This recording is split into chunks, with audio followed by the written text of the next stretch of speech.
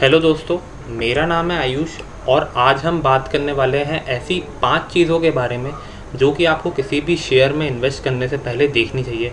जैसा कि हम सभी लोग जानते हैं कि फंडामेंटल एनालिसिस बहुत ही लंबी प्रोसेस है। एक शेयर के बारे में जानकारी लेना, उसको एनालाइज़ करना, इंट्रिंसिक वैल्यू निकालना, ये सारी चीज़ें बहुत टफ होती हैं, बहुत टाइम कंज्यूमिंग होती है, बहुत टेडियस प्रोसेस होती है। तो उस प्रोसेस को सिंपल करने के लिए मैं आज आपको ऐसी 5 चीज़ें बताने वाला हूँ जो कि आपको देखनी चाहिए किसी भी शेयर में इन्वेस्ट करने से पहले। क्योंकि अगर आप ऐसी चीज़ें देख लेंगे तो मैं आपको ये अश्योरिटी दे सकता हूँ कि आपको लॉस नहीं होगा। इन्वेस्टर कितना भी बड़ा क्यों ना हो, भले ही वो राकेश झुनझुनवाला जी हो, विजय केडिया हो, वो इन्वेस्टर्स ये चीज़ें देख के ही स्टॉक्स में इन्वेस्ट करते हैं।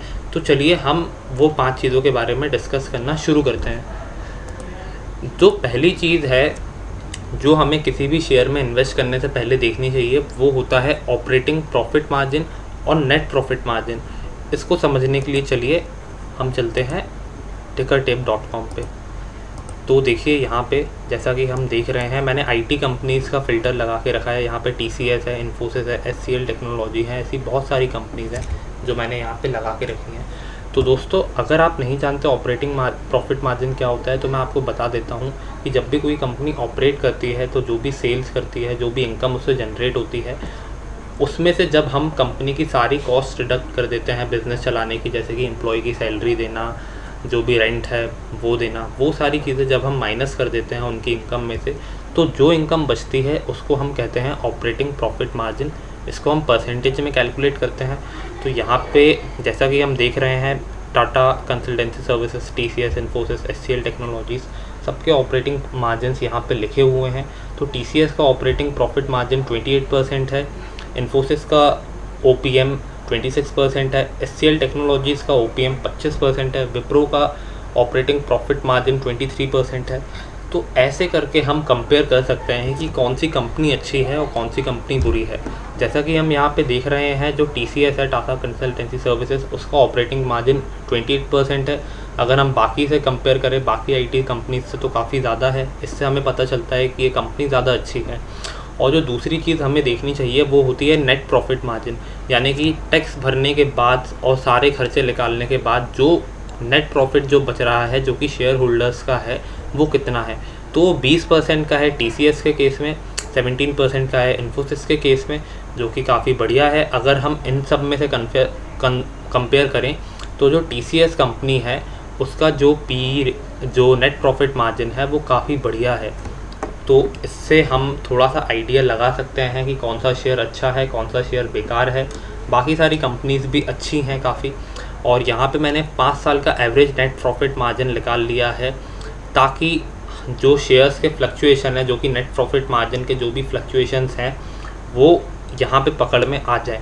तो जो 5 ईयर्स का नेट प्रॉफिट मार्जिन है और जो 1 साल का नेट प्रॉफिट मार्जिन है, इसमें ज़्यादा वेरिएशन नहीं होना चाहिए। इस बात का हमें ध्यान रखना चाहिए। तो ये थी पहली चीज़। जो हाई जितना होगा ऑपरेटिंग प्रॉफिट मार्जिन और नेट प्रॉफिट मार्जिन, उतना ही बढ़िया है। और एक बार आप इसको पीयर से कंपैरिजन ज़रूर करें, जैसा कि मैंने आपको अभी करके दिखाया। अब दूसरी चीज़ जो हमें देखनी चाहिए किसी भी शेयर को ख़रीदते वक्त, वो है उसकी रेवेन्यू ग्रोथ को देखना और प्रॉफिट की ग्रोथ को देखना। तो चलिए इसको समझने के लिए हम वापस से चलते हैं tickertape.com पे। इस पे दोस्तों एनालिसिस काफ़ी बढ़िया होता है। मैं भी आपको सजेस्ट करूँगा इसी वेबसाइट पे आप एनालिसिस करें जब भी कोई शेयर ख़रीदना चाहते हैं। तो यहाँ पे मैंने HDFC बैंक लगा रखा है चार्ट्स पे। तो आप जैसा कि देख सकते हैं फाइनेंशियल्स में, तो यहाँ पे ग्रोथ व्यू मैंने लगा रखा है। ये मैंने इनकम स्टेटमेंट खोल के रखा है। यहाँ पे इनके रेवेन्यूज़ दिख रहे हैं, यहाँ पे इनकी नेट इनकम दिख रही है। तो अगर मैं नॉर्मल व्यू देखूँ तो यहाँ पे FY 2020 में जो इनका रेवेन्यू था वो 1,47,000 करोड़ था। लेकिन हमें जो देखना है, हमें देखनी है इनकी ग्रोथ, कि इनकी ग्रोथ कितनी हुई है साल दर साल। तो अगर मैं HDFC बैंक के FY 17-18 के जो रेवेन्यूज़ देखूँ तो वो 17% से बढ़े हैं। FY 18-19 के रेवेन्यूज़ 22% से बढ़े हैं। FY 19-20 के रेवेन्यूज़ 18.5% से बढ़े हैं। तो अगर मैं 5 साल की जो रेवेन्यू ग्रोथ को देखूँ तो 19.5% से बढ़ी है। और जो इंडस्ट्री का एवरेज है वो 16% के आसपास है। तो जो इसकी इंडस्ट्री की जो रेवेन्यू ग्रोथ है उससे ज़्यादा ग्रोथ है HDFC बैंक की, 19.5% के आसपास ग्रोथ है। और जो ग्रोथ है वो काफ़ी कंसिस्टेंट है। देखिए यहाँ पे FY 17-18 में 17.5%, FY 18-19 में 22.5%, 19-20 में 18.5%। तो जो ग्रोथ का जो चार्ट है वो काफ़ी कंसिस्टेंट है। तो एक कंसिस्टेंसी होनी चाहिए हमेशा फाइनेंशियल स्टेटमेंट्स में। ये बात हो गई रेवेन्यूज़ की। अगर मैं बात करूँ इनकम की, तो FY 17-18 में जो HDFC बैंक की इनकम थी वो 21% से ग्रो हुई। FY 18-19 में जो इनकम थी वो 20.5% से ग्रो हुई। और FY 19-20 में जो इनकम है वो 22% से ग्रो हुई। तो अगर मैं 5 साल का एवरेज देखूँ तो जो एवरेज निकल के आ रहा है वो 20.5% के आसपास निकल के आ रहा है। और जो इंडस्ट्री का एवरेज है वो -1.07% है। और यहाँ पे भी हम जैसा देख सकते हैं कि जो नेट इनकम है वो कंसिस्टेंटली बढ़ रही है 20.5% के एवरेज से। तो ये कंसिस्टेंसी होनी चाहिए रेवेन्यू की ग्रोथ में और नेट इनकम की ग्रोथ में। ये बात हो गई अच्छे स्टॉक के बारे में। अब वहीं पे मैं दूसरा स्टॉक लगा लेता हूँ जिसका नाम है एक्सिस बैंक। तो यहाँ पे अगर हम देखें फाइनेंशियल स्टेटमेंट्स में तो जो रेवेन्यू है वो FY 17-18 में बस 1.5% से बढ़े, फिर FY 18-19 में 20% बढ़ गया अचानक, फिर FY 19-20 में फिर 10% गिर गए और 11.30% की ग्रोथ दी। तो ये जो रेवेन्यूज़ हैं काफ़ी अनस्टेबल हैं, अनप्रेडिक्टेबल हैं। और यहाँ पे अगर मैं नेट इनकम की बात करूँ तो FY 17-18 में जो इनकी नेट इनकम है वो 88% से गिर गई। FY 18-19 में जो नेट इनकम है वो अचानक से 1000% बढ़ गई। फिर FY 19-20 में जो नेट इनकम है वो 67% गिर गई। तो ये जो स्टॉक्स हैं इनकी इनकम और इनके रेवेन्यूज़ को प्रेडिक्ट करना बहुत ही मुश्किल है, बहुत अनप्रेडिक्टेबल है। तो मैं ऐसे स्टॉक में कभी भी इन्वेस्ट नहीं करूँगा जहाँ पे रेवेन्यूज़ और जो इनकम है वो अनप्रेडिक्टेबल हो। मैं HDFC बैंक जैसा स्टॉक चुनूँगा जहाँ पे रेवेन्यूज़ भी प्रेडिक्टेबल हो और नेट इनकम भी प्रेडिक्टेबल हो। तो ये था हमारा दूसरा पॉइंट। तो हमें ग्रोथ ज़रूर देखनी चाहिए। अब मैं तीसरी चीज़ की बात करता हूँ। तीसरी चीज़ है नेट कैश फ्लो। तो हमें हमेशा कैश फ्लो देखना चाहिए कंपनी का, कि कंपनी जो भी प्रॉफिट कमा रही है उसमें से जो कैश बच रहा है कंपनी के पास वो कितना है। तो दोस्तों ये जो इनकम स्टेटमेंट में जो नेट इनकम दिखती है और जो कैश कंपनी के पास बचता है उन दोनों में काफ़ी ज़्यादा डिफरेंस होता है। उसको समझने के लिए हम यहाँ पे देखते हैं। तो दोस्तों जो कैश फ्लो स्टेटमेंट होता है उसमें 3 टाइप की एक्टिविटीज़ होती हैं। मतलब cash flow from operating activity होती है, यानी कि जो बिज़नेस जो भी ऑपरेशन कर रहा है, इनकम जो भी जनरेट कर रहा है और रेंट वगैरह देने के बाद, सैलरीज देने के बाद जो नेट कैश बच रहा है कंपनी के पास वो यहाँ पे दिखता है हमें ऑपरेटिंग एक्टिविटी में। और कैश फ्रॉम इन्वेस्टिंग एक्टिविटी में वो सारी चीज़ें दिखती हैं जब कोई एसेट हम परचेज़ करते हैं या सेल करते हैं, तो वो सारी एक्टिविटीज़ का जो भी कैश इफेक्ट रहता है वो हमें दिखता है। कैश फ्रॉम फाइनेंसिंग एक्टिविटी में हमें जैसे अगर कोई डिविडेंड दिया हो कंपनी में या शेयर बायबैक किया हो या शेयर होल्डर्स को नई इक्विटी दी हो, तो वो सारी चीज़ें हमें यहाँ पे दिखती हैं कैश फ्लो स्टेटमेंट में। तो दोस्तों ये जो कैश फ्लो स्टेटमेंट है ये इनकम स्टेटमेंट से भी ज़्यादा इम्पॉर्टेंट है चेक करना। तो हमें यहाँ पे हमेशा फोकस करना चाहिए cash flow from operating activity में। तो जो cash flow from operating activity है ये हमेशा पॉजिटिव होनी चाहिए। जैसा कि हम देख सकते हैं FY 2018 में जो cash flow from operating activity है वो 13,218 रुपये है। FY 2019 में जो cash flow from operating activity है वो 14,800 करोड़ के आसपास है। और FY 2020 में जो cash flow from operating activity है वो 17,000 करोड़ के आसपास है। तो ये जो कैश फ्लो है ऑपरेटिंग एक्टिविटी का ये पॉजिटिव में है और ये जो कैश फ्लो है ये बढ़ता ही जा रहा है, जो काफ़ी बढ़िया सिग्नल है इन्फोसिस कंपनी के लिए।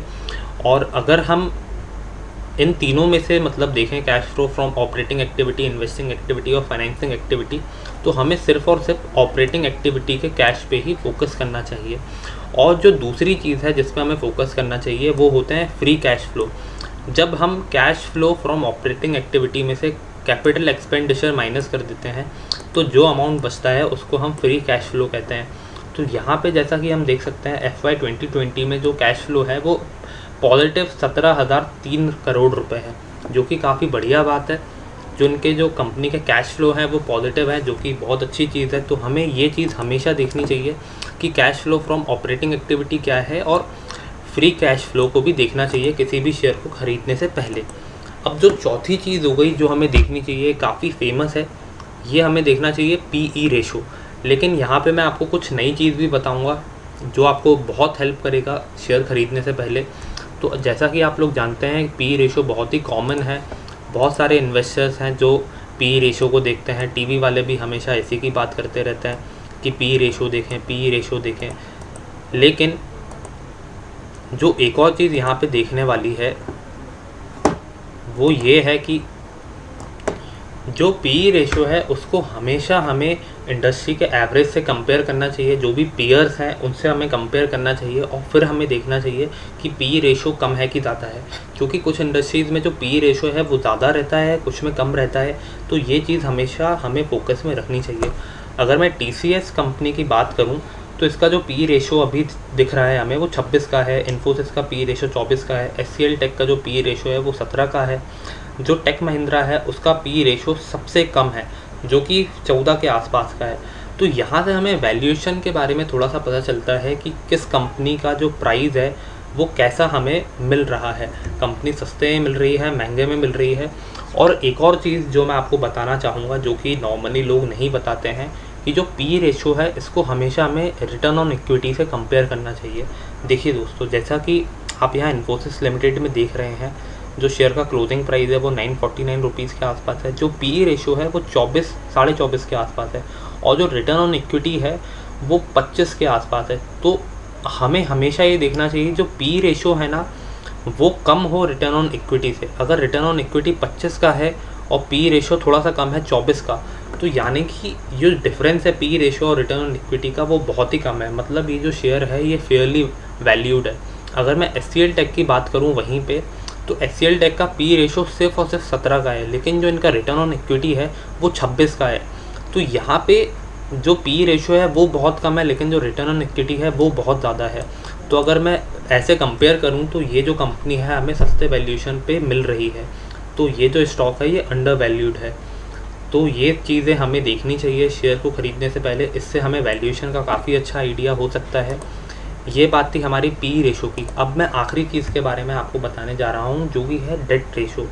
तो जो कर्ज़ा है कंपनी का वो हमें हमेशा देखना चाहिए किसी भी कंपनी में इन्वेस्ट करने से पहले। अगर ज़्यादा कर्ज़ा होगा तो कंपनी के डूबने के चांसेस बहुत ज़्यादा रहते हैं। कंपनी अगर कर्ज़े को पे ना कर पाए तो उसके डूबने के चांसेस बहुत रहते हैं, शेयर प्राइसेस गिरने के चांसेस रहते हैं। तो इसलिए हमेशा हमें डेट पे नज़र रखनी चाहिए। यहाँ पे मैंने Screener.in खोल ली है और इन्फोसिस लिमिटेड जो कंपनी है उसका चार्ट वगैरह मैंने जो भी इन्फॉर्मेशन है वो लगा के रखी है। तो यहाँ पे जो इसका डेट टू इक्विटी रेशो है वो 0.07% है। यानी कि अगर कंपनी में 1 रुपये का डेट है तो उसके मुकाबले इक्विटी कितनी है, तो ये चीज़ डेट टू इक्विटी रेशो बताता है। तो यहाँ पे जो डेट टू इक्विटी रेशो है वो 0.07 है, यानी कि बहुत कंफर्टेबल लेवल पे है 0.07।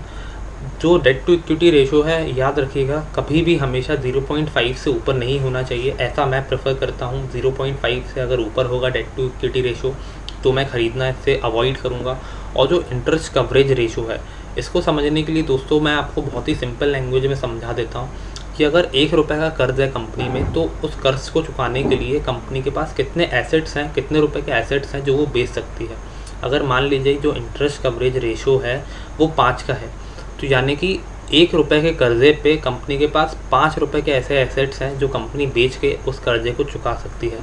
तो ये जो इंटरेस्ट कवरेज रेशो है ये दोस्तों हमेशा हमें देखना चाहिए। और ये अगर 5 से ऊपर है, 5 या 6 से ऊपर है तो बहुत ही अच्छी बात है। यहाँ इन्फोसिस के केस में 128 से ऊपर है तो बहुत ही अच्छी चीज़ है, यानी कि जो कर्जा है बहुत ईजिली चुका सकती है। और जो डेट टू इक्विटी रेशो है वो भी बहुत कम है। अगर डेट कम होगा कंपनी में तो कंपनी चलने में आसानी रहेगी, कंपनी को अपने ऑपरेशंस करने में आसानी रहेगी।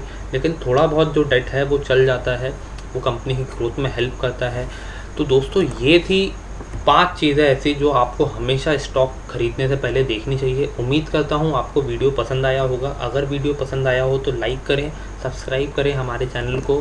Thank you.